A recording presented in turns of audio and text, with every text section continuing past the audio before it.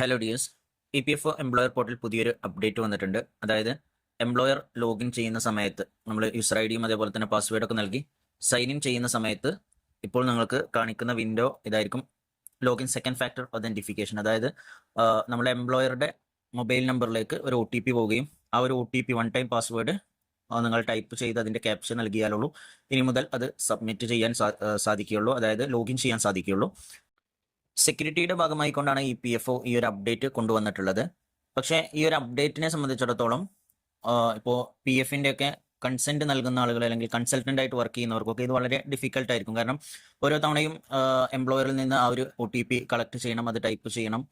വീണ്ടും കുറച്ച് സമയം ഇനാക്റ്റീവ് ആയാൽ ഈ ഒരു സൈറ്റ് വീണ്ടും ലോഗ് ഔട്ട് ആവുന്നതായിരിക്കും. വീണ്ടും ഇത് നമ്മൾ ഇതേപോലെ തന്നെ OTP പ്രോസസ്സ് നടത്തേണ്ടതുണ്ട്.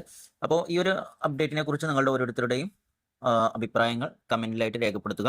ഇതിന് പകരമായിക്കൊണ്ട് നമ്മൾ 6 മാസം അല്ലെങ്കിൽ ഒരു പീരീഡ് വെച്ചുകൊണ്ട് പാസ്വേഡ് തന്നെ ചേഞ്ച് ചെയ്യുന്നതാണെങ്കിൽ ഒന്നുകൂടെ നന്നായിരുന്നു എന്നുള്ളൊരു അഭിപ്രായം കൂടിയുണ്ട്. എന്തായാലും നിങ്ങളുടേതായിട്ടുള്ള അഭിപ്രായങ്ങൾ കമന്റിൽ രേഖപ്പെടുത്തുക.